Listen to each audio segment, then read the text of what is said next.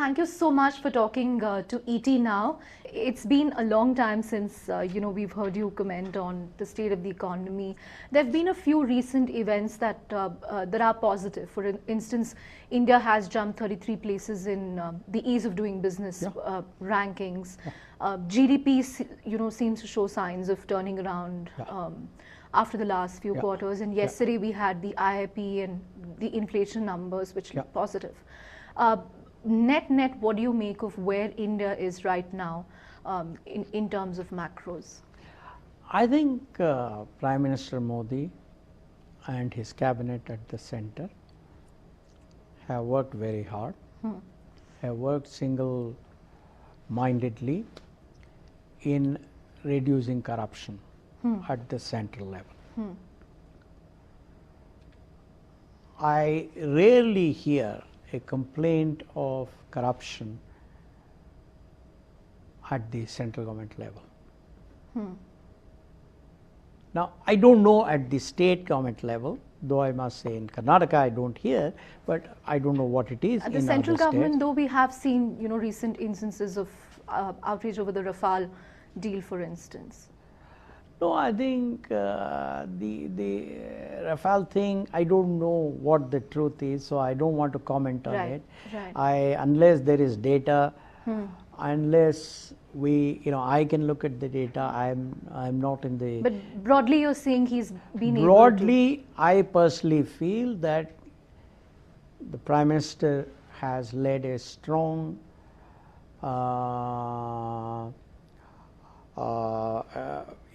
progress-minded economical progress-minded government, and there are lots of good things that have happened.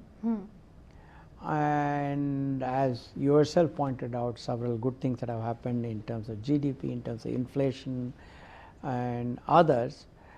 So knowing how complex this country is, knowing that we are in a very complex structure of democracy, that is the central government, the state government, there are subjects which belong to both the government, there are subjects which are purely the prerogative of the state government.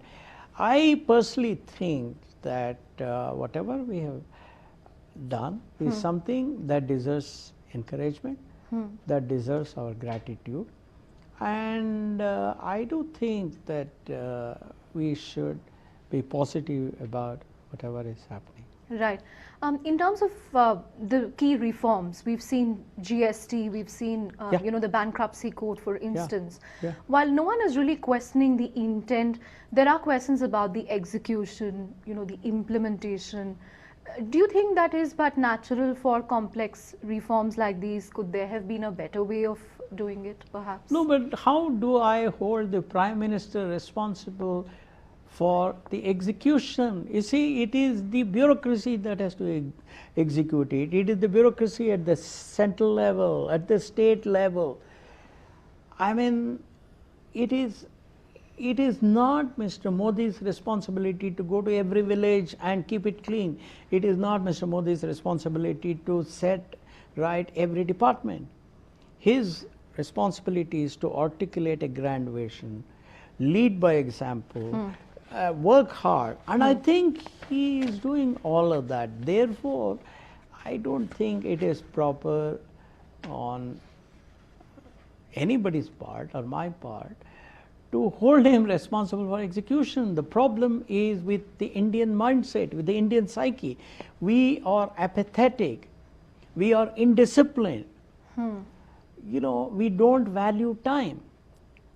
Therefore, there is an urgent need for cultural transformation of India before we can indeed achieve economic transformation in its. How does one go about achieving that, sir? Because as you said, we are a very complex country, democracy. How do we sort of prioritize cultural transformation, and the onus should be on whom well, to just get this done? like the Prime Minister has been focusing on discipline, he is focused on cleanliness, right? That's an extraordinary thing that he has done. Right.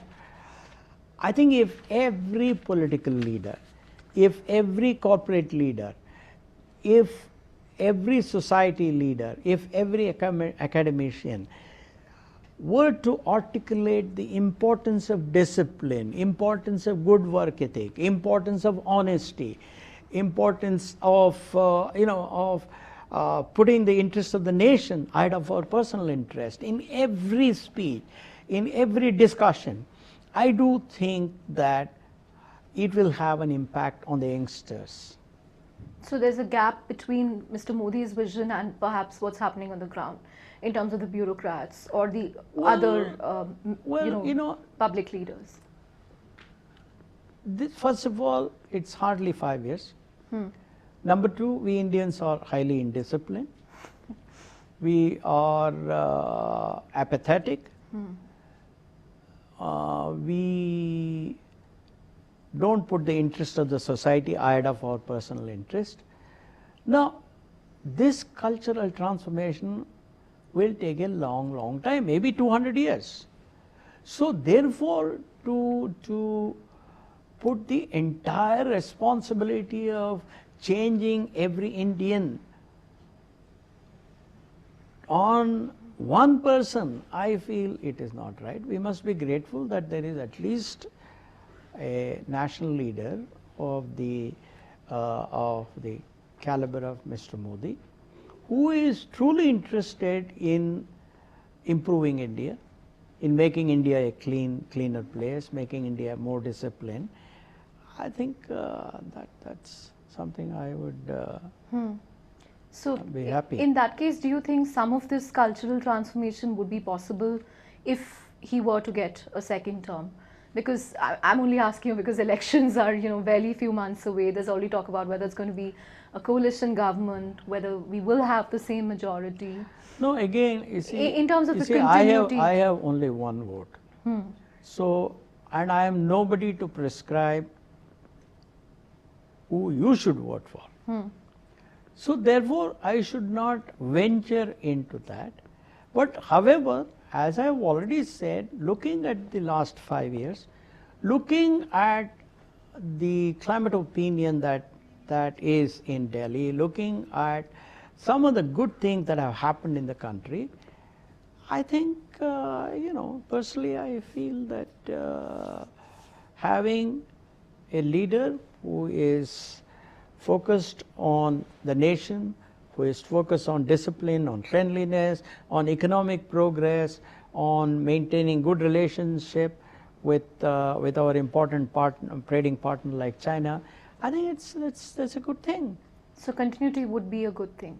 Good, absolutely. But there is a more important thing that has to happen, and that is we, the citizens of India, have to learn to work harder, have to be more disciplined, have to shun apathy, have to put the interest of the society ahead of our own personal interest. Modi alone will not be successful. How will one individual in a nation of 1.3 billion be able to provide solutions to all our problems? That is not, that's unfair. We should not even expect that. Right. The other part I wanted to come to, something that everybody's been talking about is the pace of job creation, because that is going to become very important. We're going to have perhaps the youngest workforce in the world in the next decade. What more can be done there? Because we've had initiatives like Skill India, Digital India. How can we really see this translate to jobs on the ground?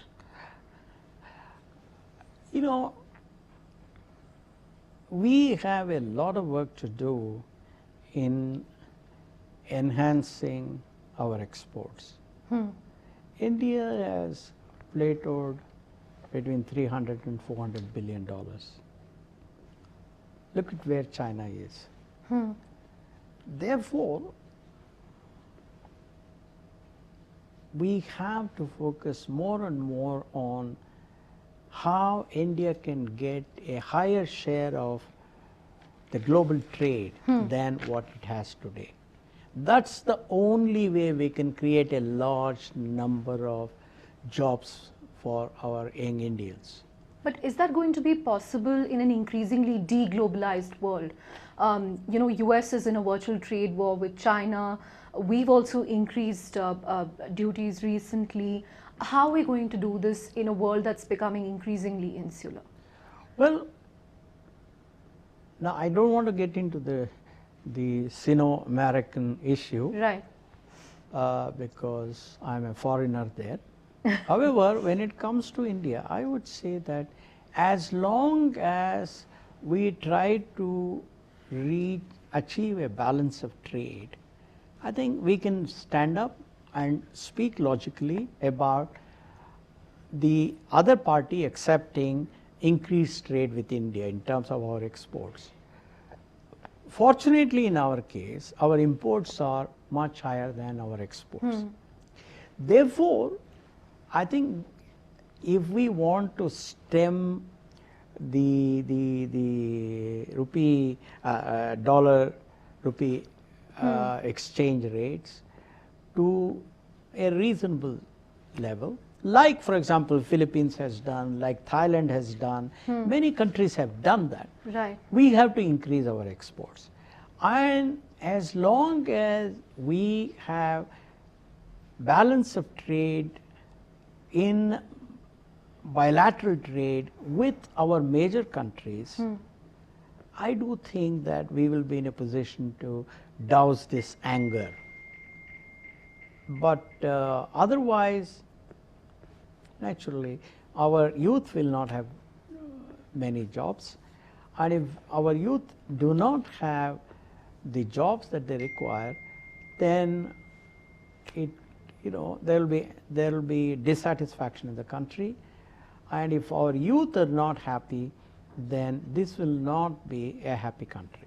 Right. So is it all the more imperative that the government then, does not steer away from the development agenda? Because, 2014, you heard so much about, maximum governance, minimum government.